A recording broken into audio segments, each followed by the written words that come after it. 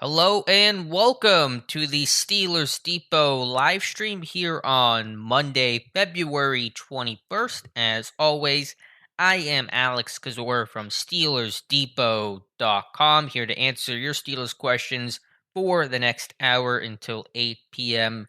Eastern Time. No Dave Bryan today, just me. You guys are stuck with my voice the entire time Dave's on vacation. He will be back or should be back for the next live stream we do in 2 weeks. So I'll get to as many questions as possible in today's chat. If you have a question, be sure to send it in the chat, and you can send us a super chat as well if you want to move to the front of the line and have your question be guaranteed to be asked and answered by me. Big day for the Pittsburgh Steelers. Kevin Colbert speaking with the media. Tons of articles and pieces of information that Colbert gave all of us. Just let me know if you guys can hear me. If there's any audio issues, I imagine that there aren't, but if there are any problems with the stream or the sound, please let me know. All right, so I'll kind of just scroll through some of these headlines and things that Colbert said, and I'm sure some of your questions will reflect that as well. We'll start things here with Verdon Barzy. Says, hey guys, missed the last show. Glad to be back. Glad you are here, Verdon. Watson solves all of our quarterback issues. Do we have a better chance with Flores since he wanted to go to Miami? I suppose the odds can't be hurt by Brian Flores being hired by the Pittsburgh Steelers, which, by the way, just on its own was a tremendous hire. I'm really excited to see that one for Tomlin and for the Pittsburgh Steelers. But I don't think it really is going to move the needle too much because I don't expect Brian Flores to be a Pittsburgh Steeler for too terribly long a year, maybe two at most, just given the fact that clearly this is a guy with the talent and the pedigree and the resume to be a defensive coordinator or head coach somewhere. So I don't expect him to be a linebackers coach assistant in Pittsburgh for too terribly long. But it seemed like Pittsburgh probably the only place that was going to offer him a job, and so he took it to stay as close to football as possible. So obviously Watson needs to resolve all the legal things he's dealing with right now, the civil suits and whatever else he has going on before there's really any sort of chance for any team to trade for him, Pittsburgh or otherwise. But I do not expect Deshaun Watson to become a Pittsburgh Steeler. Next question here comes from Noah Baker. Says, what do you think the chances are that Chooks is re-signed, and what do you think the cost would be to do so? Love the mock draft today. Keep up the great work. Thank you so much, Noah. If you haven't seen it already, my very first Pittsburgh Steelers mock draft came out on Steelers Depot Monday morning. It is sticky to the top of the page, and you guys can go through it, and I'll kind of thumb through it as well while I answer Noah's question. With the core four, there's certainly a chance.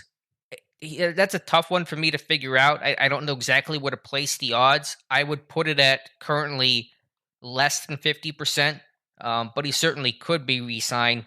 My overall stance and philosophy is if you really want to get some big, radical, sweeping changes to this O line, you better make some, big changes to this offensive line and not try to run back the group, even knowing there was going to be or expected to be growth and development with some young guys like Kendrick Green and Dan Moore, even Kevin Dotson. But overall, with the core four, his season was okay.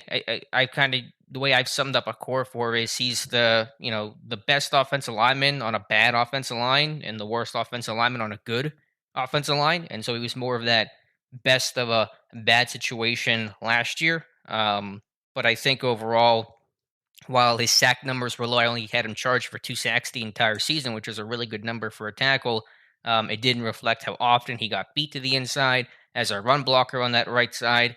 He's a stalemate guy, doesn't get a great push overall. And so if you want that identity of more physical, more nasty, Corver was a bit more finesse, a bit more technical, and I don't think he's a super high level guy in pass pro. In terms of cost, again, it is hard to figure out. Offensive linemen get paid in free agency. If you have a relatively young, he's what, 25, 26, 27 years old, tackle on the market, those guys do get paid because most teams don't let those guys get away. So there's an O-line tax and in general free agency tax to consider there. So my guess is that he'll be sitting in that probably kind of what Matt Filer got, $7 million range. It could be a little bit more with the cap bouncing back a bit compared to last year's crunch. So it is hard to peg that number. And O linemen tend to get more than what people think. Zach Banner, example, getting paid more than what the Steelers, what we thought the Steelers would pay him, or anyone would pay him last year. Let's see. Next question here comes from, and yeah, Ross Swisher. No Dave today. He's on vacation, so just me flying solo. Dave will be back for our next live stream 2 weeks from now. Daniel, why get Watson as he is likely to get suspended for an extended time? Would you trade for Derek Carr? I would say 1 first-round pick and 1 third-round pick, but no more. Yeah, Watson, like I said to Verdon, before anything, the legal stuff needs to be cleared. And obviously, you want to see if the NFL takes any action or not before you make a trade for him. So, really, those questions should be answered and known by the time Watson ends up with a new team once Houston moves him. So that's the first part of the question. For Carr, I don't have an exact list of what I would give up. I'd certainly be open to trading for Derek Carr. I think he's a higher level quarterback that's still pretty young, and while you will have to pay him, you can lock him up for a long time. And he's been a good quarterback overall for the Raiders. So what would I give up? I'd probably be willing to give up more than what you're saying, Daniel, a first and a third. I don't know exactly where I come in on the exact draft capital that I would be willing to give up. But if you have a chance to get that franchise quarterback and be aggressive about it, I would be okay with that. Next one comes from Wes Hickok. Why draft a quarterback when they won't help us in 2022? Follow up. What kind of meds do you got to be on to think Mason Rudolph makes us more than a 4 or 5 win team in 2022? To the first part of that, I think the focus needs to be less on winning immediately and building that long term game plan, Wes. If you find a quarterback who, yes, may not help you substantially this upcoming year, but helps you for the next 7, 8 years, 10, 15 years, whatever long it is for a franchise guy, but potentially, then that's kind of the trade off you're willing to accept, at least that I'm willing to accept. 1 year doesn't help you a ton for the potential and the hope of helping you long term. Just in the way that the drafting Ben in '04 at the time didn't seem like it was helping that team right then and there. But this team is not. While they're going to profess they're in that Super Bowl win now mode, they're not obviously in the same category in that post Ben era and a very competitive AFC overall of Mahomes and Burrow and Herbert and Allen and all those names. And so you sacrifice the 1 year for the hopefully very beautiful tomorrow is the idea. And with Rudolph, yeah, I get that. I think they'd be better than a 4 or 5 win team under Rudolph. I mean, they went 8-8 with him and Duck in 19. Granted, with a very elite defense that year, but I'm confident and optimistic this defense will bounce back in 2022. Appreciate the question, though. Got a super chat here, $10 super chat from Brian. Thank you so much. Says, hi, Alex. Hope you are well. Thoughts on Zach Banner moving forward and your 2022 Steelers starting quarterback hot take prediction. With Banner, I think it's really tough to justify that, what is it, $5 million base salary he's going to have, or the money, I think it's $5 million you save if you cut him prior to roster displacement. And unless you think he's going to be your slam dunk starting right tackle in 2022, then I don't know how you keep him at that number. Now, maybe you do a pay cut, and certainly you could just release him entirely. But as a backup, he's just a right tackle. He does not have that versatility that most backup offensive linemen in Pittsburgh do. And so, unless he's going to be your starter, and obviously, if that was the case, you don't really still know much about him. He has not gotten to play because of injuries and, recovering from the ACL tear last year and just never got a role. And Joe Hay played over him, the back half of the year when, Banner got activated and healthy. So, I think my thought is that you probably either ask him to take a massive pay cut to about, if not the veteran minimum, or you cut ties entirely and save yourself money that you can apply to free agency. In terms of your second question, for the 2022 quarterback, I really wish I had an answer for you. I don't. I mean, I know Kevin Colbert's today, his comments today about, Mason be the starter right now. He's the only quarterback under contract right now. So, I mean, Rudolph or Haskins will get tendered. So, he will be still part of this roster.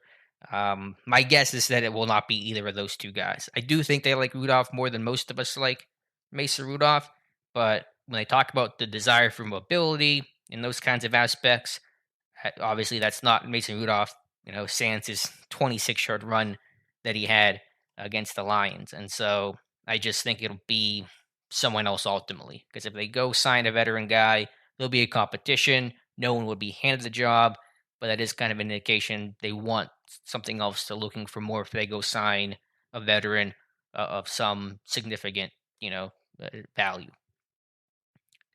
Let's see. Next question comes from Mike Adesso. Good to hear from you, Mike.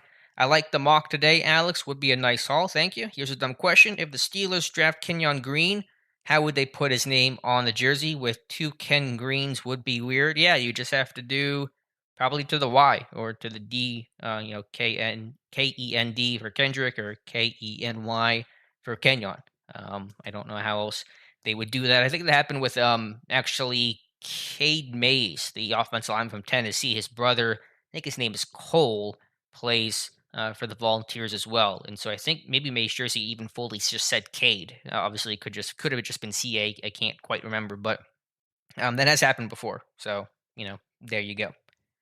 Interesting question though. But let's get the guy in the building first with Kenyon Green and kind of proceed from there. Someone had a question there that I wanted to get to briefly. Yeah, the Isaiah in my mock, Ross Swisher is his nephew, but there are some conflicting information about whether or not he's draft eligible this year. So it's still a little hard to find out in this post-COVID world.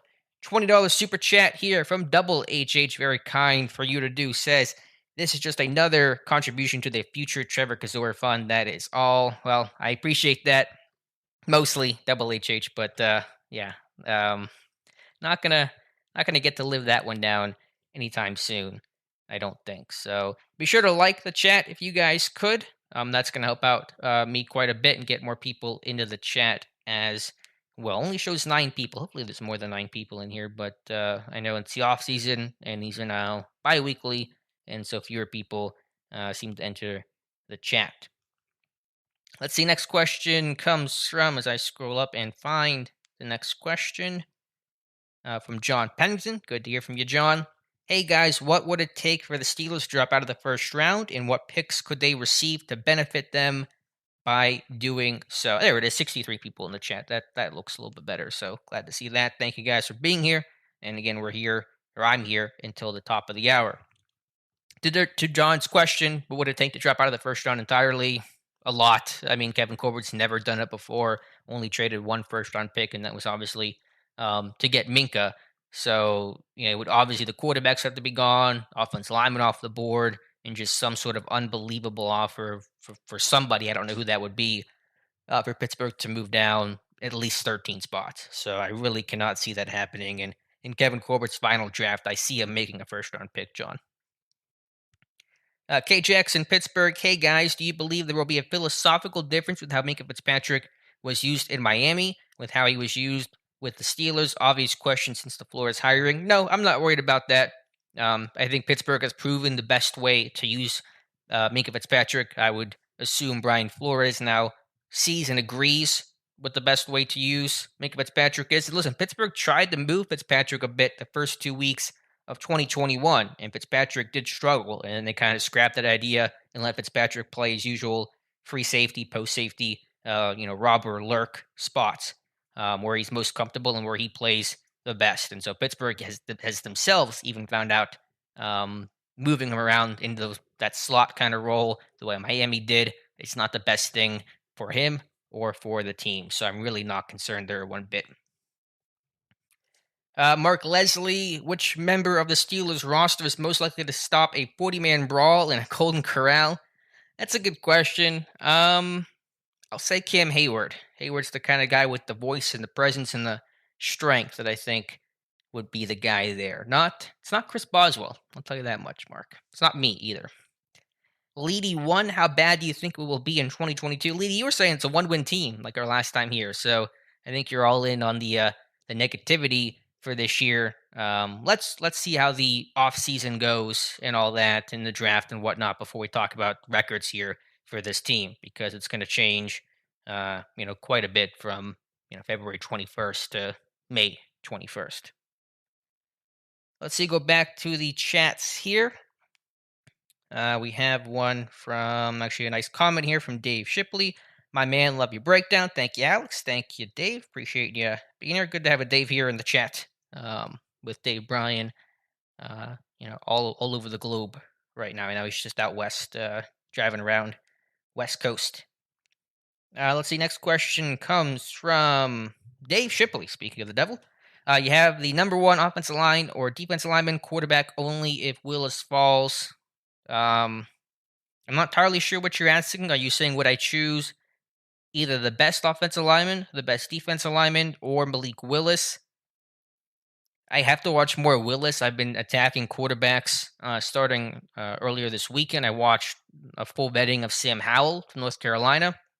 I think Willis will be next for me on my list. So I'm probably not entirely comfortable with an answer on that quite yet. Given the strength of the tackles, though, would be tough to pass up unless you love one of these quarterbacks. Obviously, quarterbacks more valuable than tackles. But given those options, you would look at a tackle very strongly. And then K Jackson asking about best route, drafting a quarterback or signing a vet. Why not both? Do the meme of why not both? You could do a bridge quarterback and draft somebody. Those are your four quarterbacks, and one of those you only carry three on your regular season roster. But Haskins probably becomes odd man out at that point. So in terms of best option, like I said, the options are pretty wide open. I keep everything on the table right now, but obviously this team will need to find a long-term fixture of this team, of this offense, of this franchise, and that's really only going to happen through the draft unless you make a trade for one of those big name guys in Aaron Rodgers, Derek Carr, should they become available. And right now we don't get the strong sense those guys will become available, but we'll have to wait and see. Am I going to the combine, Mike? No, I will not. But we will have Jonathan Heitritter of Steelers Depot at the combine. So we will have representative there. And I just saw the NFL announce they're lifting the bubble for the combine. There was a threat of a boycott from 155 prospects who would not really do much of anything at Indy aside from medical evaluations. And so that has been lifted because of the threat of the boycott. So, hopefully the combine should be pretty active this year, and good to see it back after not taking place in 2021.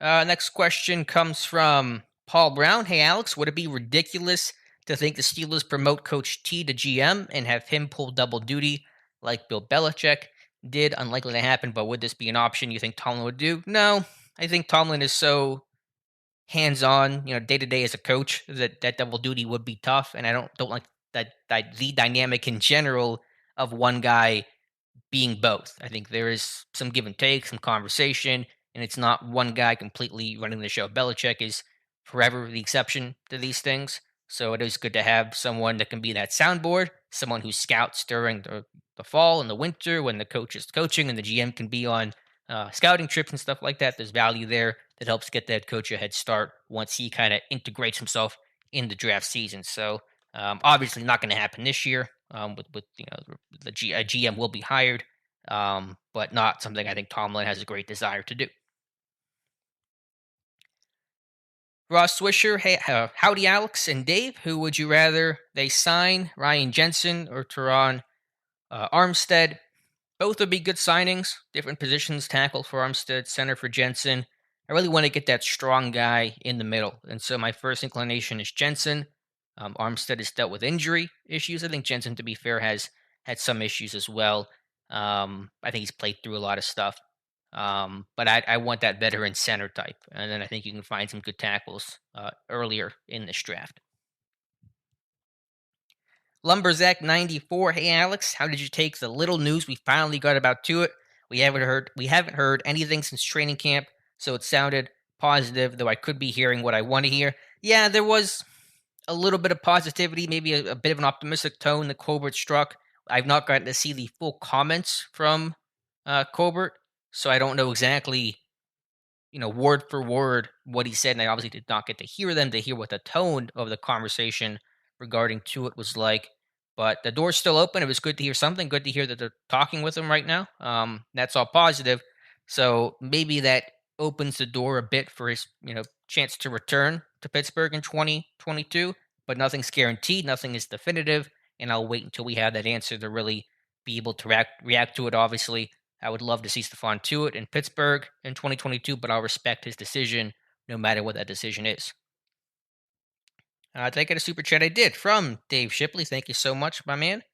$10 super chat says, who replaces Edmonds if not re-signed? And if Tuitt doesn't return, is D-line a major priority? A lot of pieces and should be an exciting offseason, especially with the cap space available. If Edmonds is gone, it's no one on the roster. I don't know who would replace him on the roster. Norwood's not a strong safety. Killebrew's not going to replace him. He's a, specialty package, big defense, third safety kind of guy, and a core special teamer, but not someone who's going to replace Edmonds as your every down strong safety playing 1,000 snaps a year. So it's probably a veteran free agent, but I don't know the name of who that would be. It would not be an in-house candidate. To Tuitt, if Tuitt does not return, obviously you would explore that, and certainly you could and arguably should add to the group.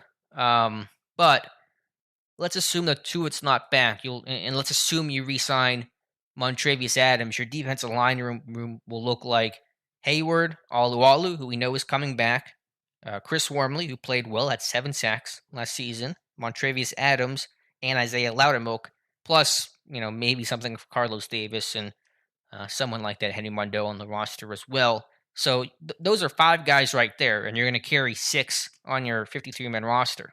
They always carry 6. So I don't think it would be quite as big of a need as people think. I think you would look for a sub-package pass rusher because Loudermilk's pass rush ability is pretty limited at this point in time. But I think in terms of your base defense of Alualu and Hayward and Wormley and Loudermilk rotating in at the end spots is a solid group right there. I think you would look for a sub-package pass rusher. Adams has some juice and some burst there to kind of rush, not just be a pure, one tech, zero tech shade nose tackle in a base 3-4. But that's what you would look for. But I would not consider it quite as high of a priority. I think O-line still be higher, quarterback still be higher. I think off-ball linebacker arguably would be higher, assuming that they do something with Joe Schobert and Devin Bush, assuming the option is not picked up, which I very much doubt it will be, entering the last year of his rookie contract. And so all those things to me would still be higher than the defensive line. Let's see, scroll back up here to the chat. I'm not used to talking this much when it's just by myself. I gotta power through, but I'll be okay. Thinking about doing a face cam. If I figure this stuff out, that'll kind of, I think, help some of these as well. Let's see. Next question.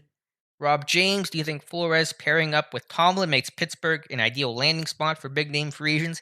It depends on the guy, and money talks. End of the day, who's going to get paid the most money and where that's going to be is certainly going to be an influence on, where these guys go. But yeah, I think you'd have a coaching staff of guys that you would really want to play for, and be an inviting environment of Terrell Austin and Brian Flores and Mike Tomlin and just that group in general. So I think it would be an attractive place to come to, but it's always a case by case kind of thing. Rob. Yes, Carr's still under contract, but there's been some trade rumors. My guess is the Raiders keep him. I don't know if you come in and trade a quarterback like Carr, but we'll see. Todd says, with Juju and James Washington pretty much gone, how high is wide receiver on your list of needs? It's up there. And I know in my mock draft today, I only had a 6th-round pick in Danny Gray from SMU, but, we'll see how free agency and things like that change, and certainly receiver could still go much, much higher. I don't think it's a first-round play, but second round and on, I think it is in play. I'd like to find that burner, as Steve and I have talked about, that speed guy that can really be a true vertical threat in this offense. I think his team desperately needs that. So receiver, yeah. I don't know exactly how to rank it, but it would be up there, Todd. Let's see. Nathan says Norwood might actually be the plan to pair with Minka. I want Norwood on the field more. I think he's deserved that based off his really solid and successful rookie season. but he's not a strong safety. He's not a box type. He did show more physicality and was a decent tackler overall, was certainly with willingness and want to, but the body type overall doesn't fit well. And I think Norwood is going to be best in the slot in terms of an expanded role. Now, you could argue there's going to be a physicality component that's needed for the slot, um, but I just don't see it at strong safety. He's a free safety. He's a slot guy. Um, and he's a sub package dime kind of dude. I don't see that in that strong safety mold. Even slot has its downsides, but his coverage ability overall has been so strong in those nickel, slightly more passing situations as opposed to your base defense that you want to play Norwood in the slot. Again, here till 8 o'clock, so be sure to get your questions in, and thank you guys that have sent in the super chats so far. I will do a video for my mock draft in video form in the next day or two, but you can also read it on Steelers Depot right now. Let's see. Dave's asking if the Steelers are okay at tight end. Yeah, I think they're good. He says they need a solid number 2 blocking tight end like McDonald. Gentry has really become that guy. He's like a big offensive tackle that can catch and run routes better than a 6 offensive lineman tackle eligible could. And so his growth and development was really important and surprising and needed this year. So, maybe there are some slight depth concerns beyond Pat Fryermuth and Zach Gentry. Kevin Rader, Jay Sternberg are the other tight ends on the roster right now. But I think Gentry is your blocking guy, Dave.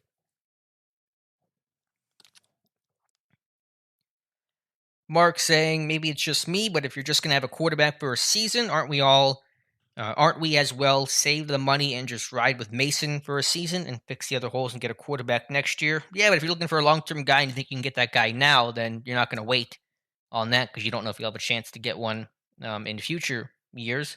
In terms of if you're asking that from a bridge quarterback, why go sign a bridge guy when you can just ride with Mason? I get that point, and that's a valid point, but I think Pittsburgh would want more mobility than Mason Rudolph, and there's going to be an asset there for a quarterback who's not going to be great, who can make plays with his legs and not always with his arm. That's going to be an asset. Also, good to have competition and not hand anybody the job. And so you have two guys battling it out there to bring out the best in both of them, allow Pittsburgh to really make a choice as opposed to just feeling like they're obligated to hand the job to just one guy, in this case, Mason Rudolph, and also to protect yourself against injury. If someone gets hurt, then you have another veteran guy, be it Rudolph or the veteran bridge guy that you would sign to come in if the other guy, the starter, gets hurt. So I think there are valid reasons to still explore that bridge guy, and it doesn't really hurt your team too much because it's a 1 year thing. You're not assuming you're not trading for a guy or spending big money on a guy. It's a 1 year rental bridge type of situation, so it's not really setting back your team in any sort of meaningful way. Let's see. Scrolling on through. Rob James, draft question: with Corral getting injured in the bowl game and his smaller frame, is it possible he falls? If he does, would you trade down for him and pick up an extra third? A lot of hypotheticals there. I need to watch Matt Corral as well. That whole quarterback class is pretty jumbled up right now. Willis seems to be separating himself a bit at the top, same with Kenny Pickett. Then behind him, you'll have Desmond Ritter and Carson Strong and Sam Howell and guys like that. So there's a lot of layers to that question I probably can't best answer right now, Rob. World's worst FIFA player? How do you feel about Chase Claypool and his future with the Steelers?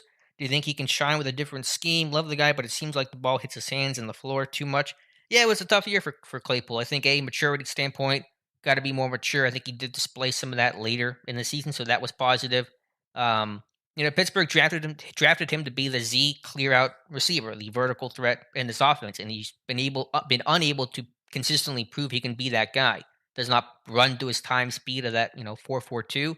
Doesn't stack enough as Dave likes to talk about, and so I don't know what changes schematically would really impact that. Now, a quarterback with a better arm overall, on paper, I think would certainly help Chase Claypool and help the vertical attack of this offense, but it doesn't fix Claypool's inability to stack and separate and really play to that time, speed, and overall athleticism. So there was a general concern about where he fits best. Is he a Z? Supposed to be? Hasn't thrived there the way that he needs to. Is he a slot? He can be a vertical guy, but Pittsburgh, at least with Juju, like that guy to be more of the 5-yard option route guy, the tough guy, the secure hands guy, the third down option.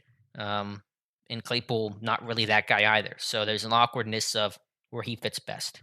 And the scheme is going to change some, but it's still the same OC. So it's not going to change dramatically in terms of what they would expect from a Chase Claypool. Let's see, almost 100 people here in the chat. Half hour we have left, so appreciate you guys being here. Bobby Burster, worst day one starting quarterback of Steelers or who? That's a good question. People a little bit older than me can probably answer that. But he would be up there to read. So did Kent Graham start week one? If he did, that might be. You're always getting that Kent Graham era. I don't know for sure if he was a week one starter when they signed him in free agency or not. I'm sure somebody can answer that better than I can try to research it in the chat. Tim Chase, good to hear from you, Tim. $5 super chat. Thanks for your great job tonight. Thank you, Tim. Appreciate it. I'm trying to not get winded here, talking just solo. But thank you, and be sure to check out the Terrible Podcast today. You can hear more from me and Josh Carney as we go through the Brian Flores hire, my mock draft, and other pieces of Steelers information. And also, in terms of mock drafts, I may do a live, like fan speak, some sort of mock draft. It won't be the mock draft big event that I did last year, although hopefully we will do that later this year. But I might do some live mock draft stuff because you guys seem to really enjoy that, and it's a lot of fun for me as well. Will Flores be working on a day-to-day basis with Bush and Highsmith? I'm not entirely sure what his role is going to be. He's carrying a very similar title to what Terrell Austin did. Austin was the senior defensive assistant / secondary coach, and during practices and training camp, he was essentially the de facto secondary coach. But his team also has Jerry Olsofsky as the off-ball linebackers coach, and Carl Dunbar works very closely with the edge guys, him and Denzel Martin. So I would imagine Flores would interact with the linebackers the most, given the linebackers coach title. But I think we'll have to wait and see on how that looks come camp. And also, I think on game day he'll be in the booth as kind of the in-game management assistant, the way that Austin was for Tomlin the past 2 years or 3 years, however long it's been. I think it's been 3 years: 2019, 2020, 2021. So yeah, 3 years. Let's see. Christian Harris and Damone Clark are on the board for our second pick. Who you take? And that's from Jason Williams. I'd go Clark, but I haven't seen enough of Harris yet. But I think Clark checks all those boxes: the size, the length, Power 5, high character, productivity. I had Clark in my mock draft today, so I would go with Damone Clark there, Jason.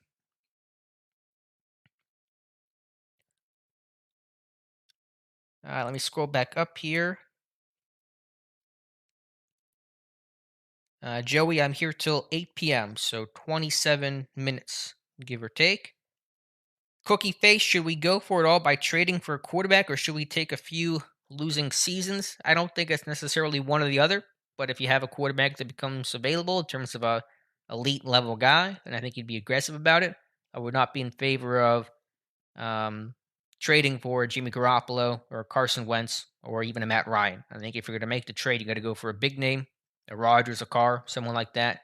Not a middling option that may put you in, and most likely will put you in quarterback purgatory. Saloon says, "Good evening, Alex. Good to hear from you, man. Great show as always. Mariota, Brissett, Rudolph. It says, how would pick as our starter next year? I'm assuming it says, who would I pick as a starter next season? Cheers from Brazil." None of those options are obviously great, and so any answer here is going to be probably looked down upon. I've mentioned Brissett not because I love Jacoby Brissett. I don't. But with the whole NC State connection, and especially given the hire of Frisman Jackson, him, Eddie Faulkner, Matt Canada all together at NC State while Jacoby Brissett was there. So if you want to play that dot connecting game, that's very easy to do with him. And there is a bit of an arm and mobility, and he's not going to break the bank, obviously, in terms of money. I think Mariota is a good fit from the mobility standpoint, the pedigree standpoint. There is an injury concern with him. I think you have to, if you were to sign him, you have to kind of assume he's going to miss 1 to 3 games per season. But you have a competent spot starter in Mason Rudolph there. So I think it's a risk you're willing to take. So if you made me answer, I guess I would go Mariota. Obviously, again, not great choices here, but from the mobility aspect of it all, I think that'll bail you out of some bad situations, kind of the way that Josh Dobbs has been able to. But Mariota has really not played much in the last 2 years, so you have to understand you don't entirely know what you have in Marcus Mariota. What position has the most depth in the draft? That's from Thomas. Receiver typically lately, Thomas receivers always kind of have been the deepest position, just as a product of the college game in general, spread systems, high flying offenses, pass heavy groups, and so that naturally lends itself to having a bunch of receivers. And those guys don't deal with press, and they get to run free, and they get to look good, and have their draft stock be built up and stuff like that. So I think most years, um, receiver tends to be the deepest, and I think this year it is a good receiver class overall. You're going to see there is maybe not one guy above the rest. I think there isn't a ton of top heaviness in this draft overall, where like a position has a clear cut number one guy that exists at a couple spots, but it doesn't exist at most spots. But overall, receiver depth I think is strong. Tight end depth this year is good. Tight end is unusually deep this year. The tackle class is good as well. So those are my answers there. Todd, not a big fan of Trubisky. Again, I'm not going to kill the team for any hypothetical bridge guy they would bring in because I would understand that's just a short term play. But I think a lot of coaches are going to think we can fix him, and most times you can't. And I don't know what has happened from his Bears time to now that changes that. He was a backup in Buffalo, played a little bit.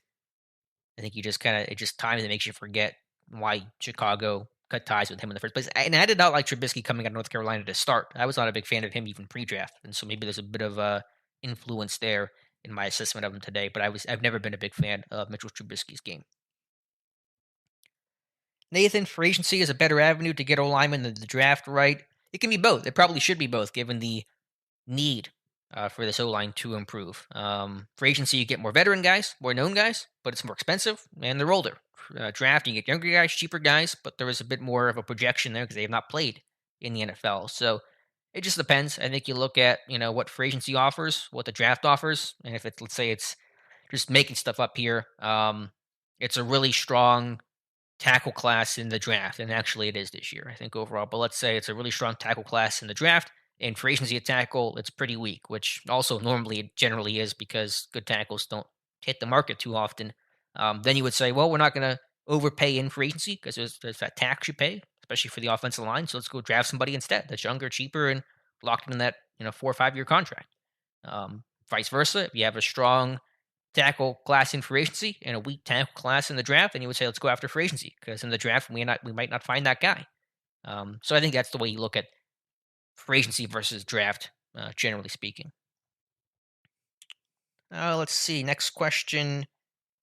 Got a super chat here from Dave Shipley. $2 says hit like. Yeah, if you guys could like the stream, would appreciate it. And Dave, thank you so much. But my man, you don't have to send any more super chats. I think you've done enough for the chat today, so I appreciate that. Also says no GM yet. Thoughts on that?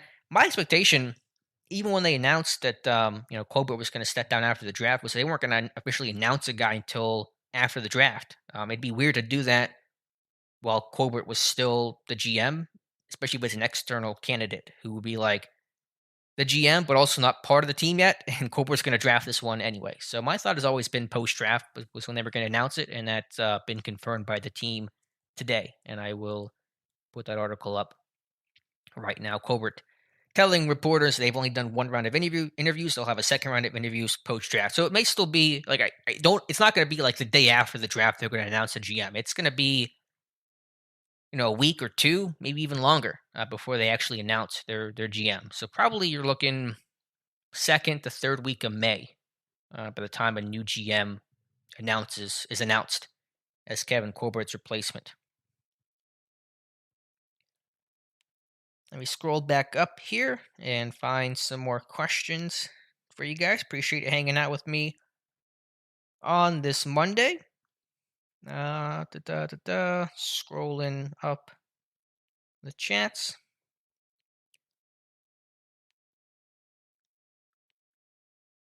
Let's see. Who do I like more, Ritter or Howell? Howell gives me poor man's Dak vibes. I can see a Dak-like effect from one of the quarterbacks since there isn't that clear number one guy in this draft again.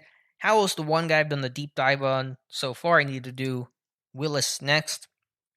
So I don't want to give all my thoughts because when you see these guys stacked up against each other, it kind of creates more clarity on who you like and how you think that's going to look.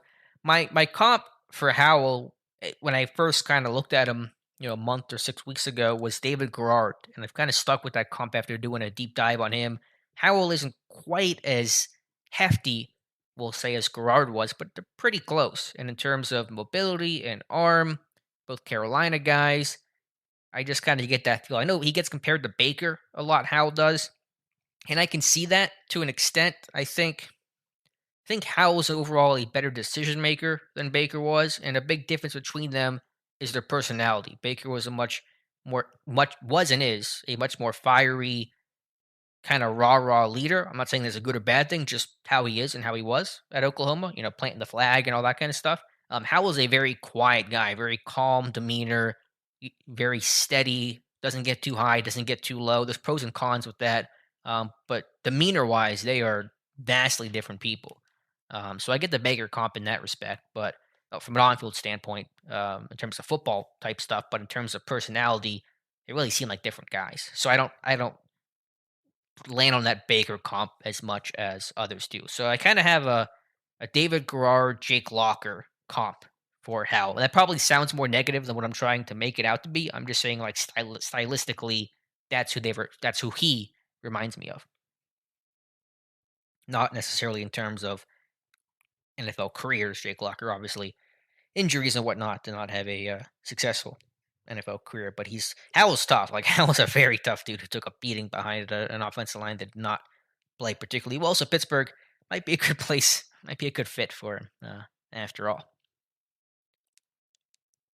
Let's scroll back on through is my go-to filler word. Why didn't the Steelers pick up Edmonds' option? He would have had trade value this offseason. Even if we didn't want to keep him, I'm not sure how much trade value he would have had. Just too much money, I guess, and did not create impact plays in the pass game, is my belief and guess as to why Edmonds' fifth-year option was not picked up.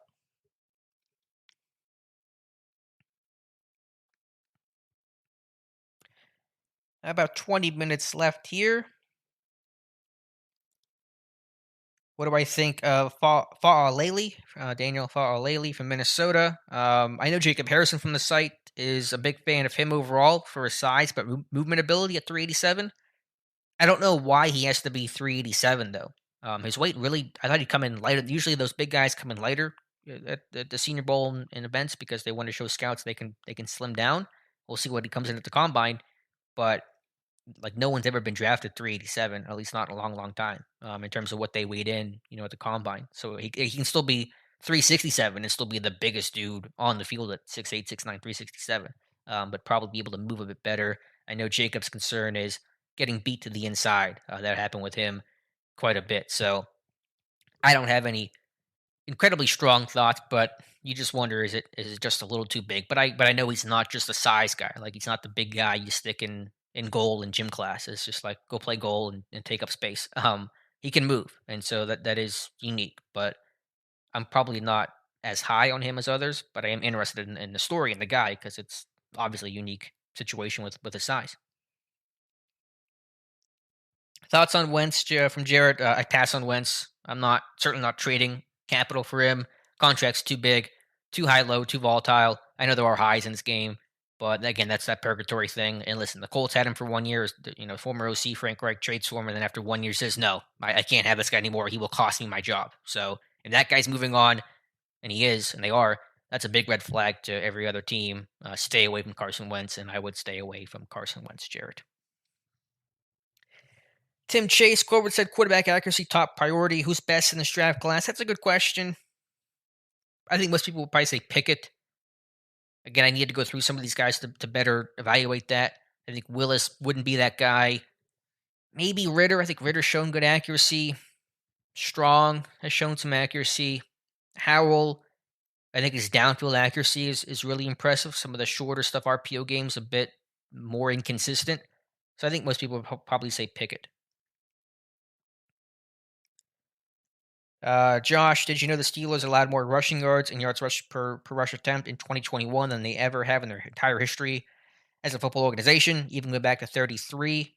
Need an article about that seriously, but we did an article about that. I think it might have been mid-season or just after the season, but we did write about that and outline some of that stuff, and that's why we used the term not just 32nd ranked run defense in Pittsburgh, but a historically bad run defense, because that's what it was in Pittsburgh. So yeah, this was done December 11th of 2021, and I think this is data since 1946, as far back as PFR's data went, and we were showing, where they ranked, in that 4.97 was the most of all time. They finished the year at 4.99, excluding the playoff game where they allowed 4.8 yards per carry. So not only were last, but clearly in last place. Prior high was 4.71 in 1954. So last by a wide margin, not where you want to be.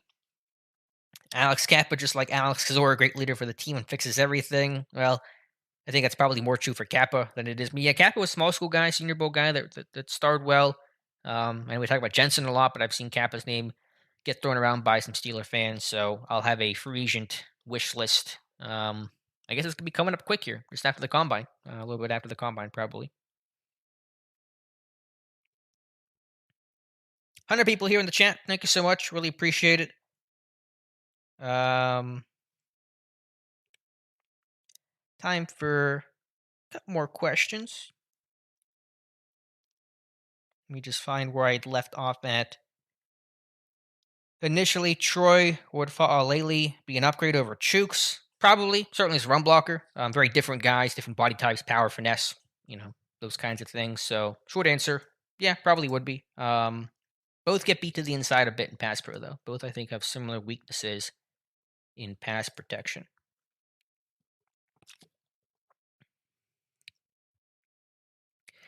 Do I have a draft crush yet? We all know Dave's. I'm guessing yours would be Damone Clark. I wouldn't say Clark. I think he just fits well, like in terms of guys that feel like they're a Steeler. I really like Jalen Petre from Baylor, the slot safety guy, physical. Kind of reminds me of Mike Hilton, but a bit bigger version of Mike Hilton. Good in coverage, good Senior Bowl week. Just a really aggressive downhill guy, and I always like those guys. So I'm not sure if he's like my rubber stamp draft crush, but Jalen Petre, the first name that comes to mind when you ask that question, Mike.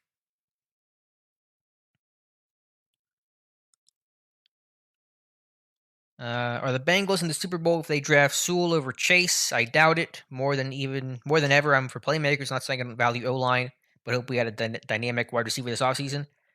You're probably right about that, Jonathan.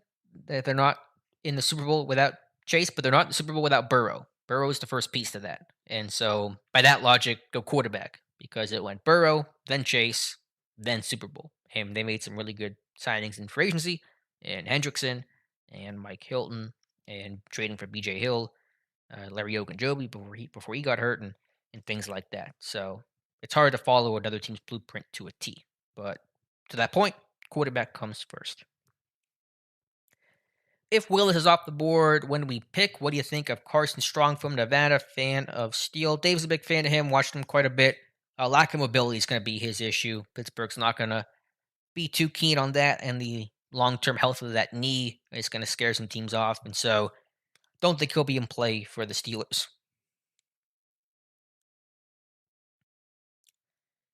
Get busy living. Alex, are you the best thing to happen to Steeler Nation since the terrible towel? No, not at all. I am low on that list of best things to happen since Myron Cope's The Terrible Towel. Many, many, many things. So appreciate that, but definitely not.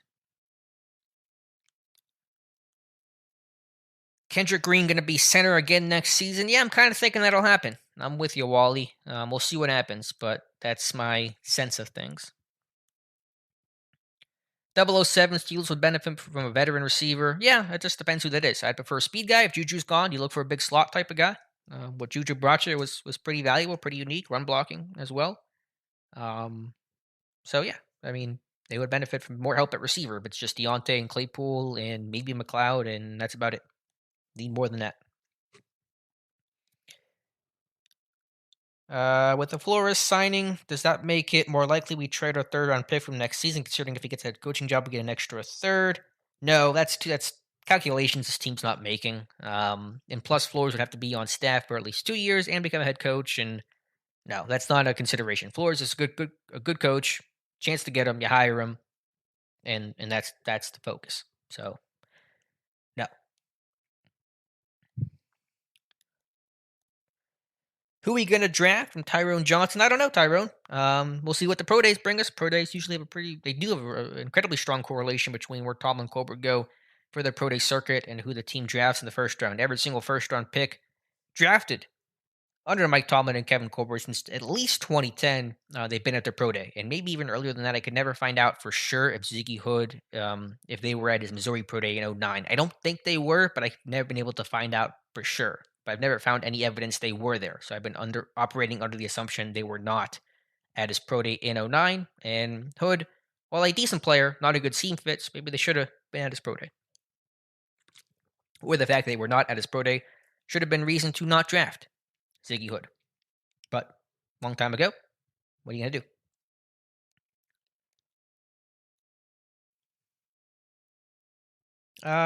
Let's see. What else do we have here? Do you think Colbert will be more aggressive than he's ever been, knowing he's got some cap and this is his last off season, i.e., spending a potential trade up in the draft? Yeah, I think he will be. Not so much because it's his last season. I mean, he's not so arrogant and irresponsible that he doesn't project the long term future of this team. That he's going to like just go hog wild and say, next guy's problem. I don't think that's going to be the calculation. But when you have more cap space than you've had ever, basically in Colbert's tenure, even as a percentage of the cap, not just raw dollars, because the cap almost always goes up, except for this time a year ago. But they're going to be more aggressive because they have more money to play with. The franchise quarterback's off the book, so I think they'll be more aggressive, but not because it's Colbert's last year, just because they have the ability to be more aggressive. There are less constraints that will allow them to be more aggressive in a very critical offseason for the Pittsburgh Steelers.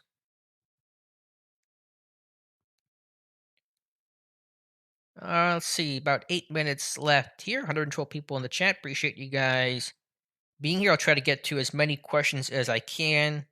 Fairly rapid fire. Just trying to see where I left off at. The last question was about Colbert. How important is it the Steelers find a true backup running back to save some wear and tear on Najee? I like the running back out of West Virginia. I think it's less about wear and tear. There's an element of that, but just like if Harris ever were to go down, you gotta have some sort of actual kind of like true runner that can pick up the slack. Not gonna be the guy like Harris is, but you don't want to feel like you're totally lost because Harris goes down because you rely on him so much. So I think it is good to get another running back, and it's hard to do that through free agency because you got to pay a guy, and who wants to come to Pittsburgh when Harris is playing 80% of the time? So I think a later day 3 draft pick makes sense there, and that's why I went Letty Brown out of WVU. Will Mason Rudolph be the starter? If you made me answer, I'm going to say no, but certainly could be. And as Colbert said today, if the season began today, he would be the starter because who else would it be?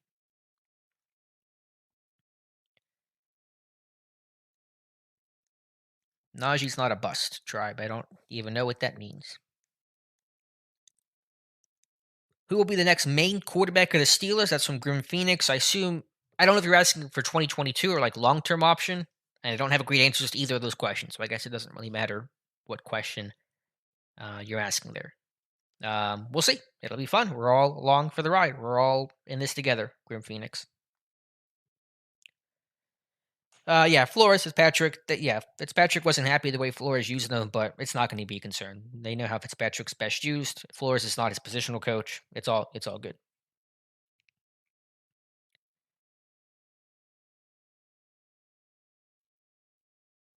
Let's see, a couple more questions here. Talking about biggest busts, Gabe Rivera. Yeah, Senor Sack. Got in that drunk driving accident, paralyzed. Didn't draft Marino, and so that was in '84, right? That's a little history there from Chris and I.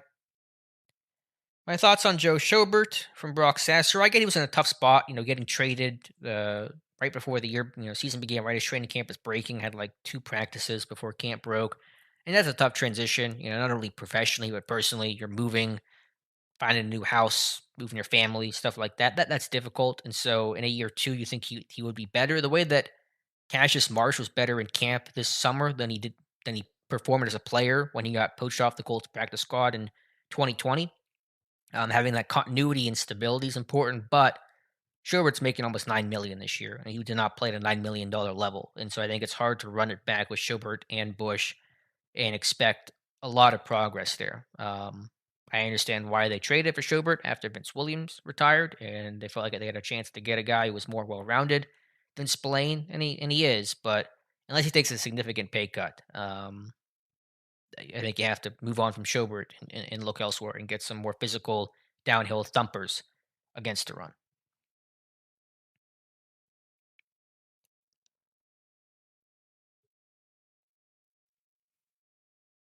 Storm. So this means we still won't know how our offense would look because Canada is on a 1 year prove it, and our new GM will have to pick direction we will go. Not entirely sure what you're asking there, but yeah, this offense is a work in progress. It may not provide all the answers in just this year. Um, yeah, I think that's part of that transition.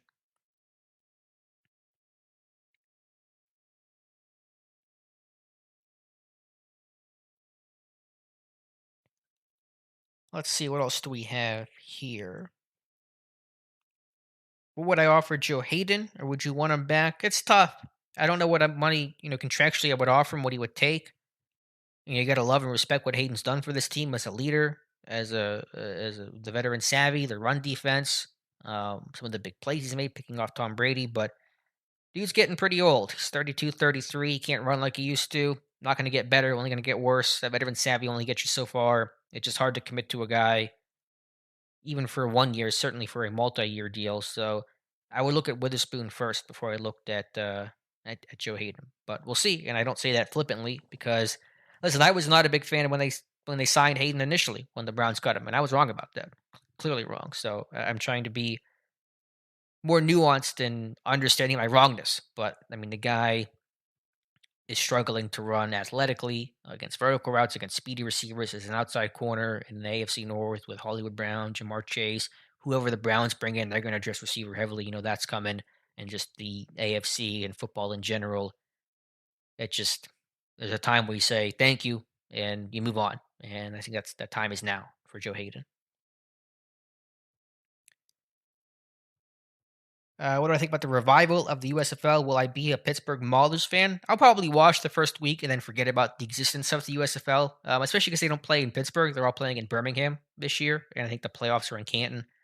So maybe I'll watch. I always say, well, I watch a little bit. I haven't watched a lot of TV in general, unless it's a Steelers game or some like ultra marquee sports event, playoffs or something like that, Penn's game. That's really important. So my TV is usually not on, so I just don't. I forget, and I just see a highlight on Twitter and go, I'll take it. But cool that Kirby Wilson is the head coach. That is pretty cool.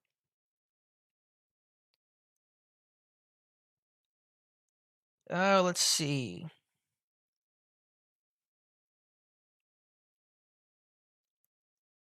Some Cordell Stewart talk. Yeah, Banner is liked. Yeah, Banner's a great guy. I mean, and so it's a business though. But you certainly understand, like Banner's been a really good dude, and the fact that he's still in the league right now after almost falling out of the league when his weight was over 400 pounds, is a testament to what he's been able to do, the money he's been able to make. Like that's all well and good, but the guy he just hasn't played. Yeah, I don't even know a whole lot about him as an NFL offensive tackle because I have not gotten to see very much of that, and it's just hard to justify. So it goes back to Hayden, where like they're really good people, they're really good guys, and Banner's just had some crappy luck, tearing his ACL the first game of the year after winning the job, beating out Chooks at right tackle. But it's a business.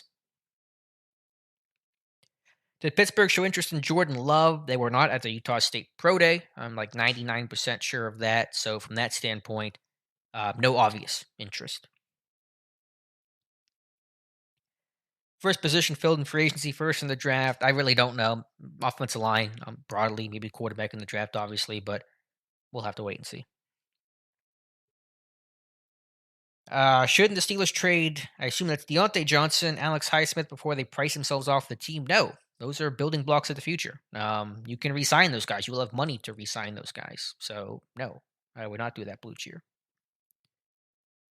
Connor Hayward, or that type that could wear multiple hats, a tight end running back, aka H-back, would be perfect. Yeah, you'll see that name in mock drafts a lot, I'm sure. Josh, I don't think you're the only one that thinks Henry Mondeau is bad. I don't think many people think Mondeau is very good. I like his effort. I like his athleticism. I like that he kind of looks like a chubby Post Malone, but as a defensive lineman in football, not quite as much.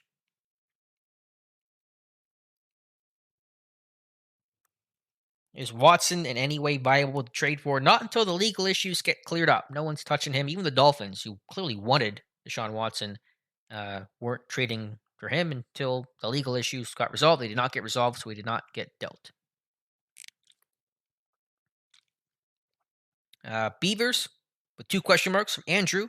Two names Darian Beavers. I liked him. Big size, 250, big lower half, explosive. Can he cover? Can he run backwards and flip his hips? Maybe some questions there, but had a decent Senior Bowl showing. Trade Bush for a third rounder. Bush is not going to get a third rounder. He's not going to get much for you right now, so that's not going to happen, Chris. Why was the run D so horrible? We're out of time to really answer all those things. Youth up front, a lot of mistakes, a lot of bad assignments. Guys not being in the right spots, learning on the fly. Backup guys being starters, depth guys being backup guys, guys you never heard of getting rotational snaps. It was a domino effect up front. And the inside linebackers did not play well as well. XFL or USFL? XFL, the rule changes are kind of cool. We'll see how their collab with the NFL is, but I probably really won't watch a lot of either. Couple more questions and I'll finish things out because it is after 8 o'clock. Didn't Edmonds and Minka have the most combined tackles as a safety tandem in the NFL? I don't know that for sure, but that sounds right, Todd. Because Minka had 124, 114, something like that. Too many. And Edmonds was, I don't know, 90 something. So probably. I don't know what tandem would have more. Maybe Buffalo with Poyer and Hyde, but probably not. The fact those guys played that much as well gives them a chance to get a lot of tackles. And yeah, Minka had significantly more tackles of 10 plus yards than any other player in the NFL. I think he had 71 tackles this year, 10 plus yards. Next closest was like 56, and that's the NFL, not Pittsburgh. Next closest was 56, I think. And so a wide margin between first and second place. Jameson Williams, maybe ACL, obviously. You know, what's he going to give you year one? I'd probably go somewhere else than Williams. His receiver class is strong, so I would probably not take him at 20. Isaiah Johnson at corner, one of those, convert guys. Interesting guy out of Houston, long, lean player. We'll see if he even makes it to camp. If he does, we'll talk about him then, but not really thinking he's part of the plans, right? Only got signed initially because I think Lyndon Stevens got put on COVID and they signed Johnson and they brought him back the way they brought back other guys that bounced on off the roster, Nate Gilliam, Rex Sunahara, and guys like that. So we'll see. We'll see if he's in camp and go from there. All right, looks like we're out of questions. I think I answered almost every question, as many as I could and as many as I saw. So appreciate you guys being here. Again, Dave should be back for our next live stream 2 weeks from now, although that is around combine time, I believe. So we'll have to see exactly how that fits in the schedule. Obviously, combine stuff generally happens during the day, so we should be okay. But just throwing that out there right now. So appreciate you guys being here. Thank you to all the super chats. You guys were far too generous, and appreciate you watching. Again, have a video up right now about the Steelers coaching hires. Do a video on my first mock draft in the next day or two, and we'll have other video content in the near future on the channel. So thank you guys for hanging out with us, and we'll talk to you soon.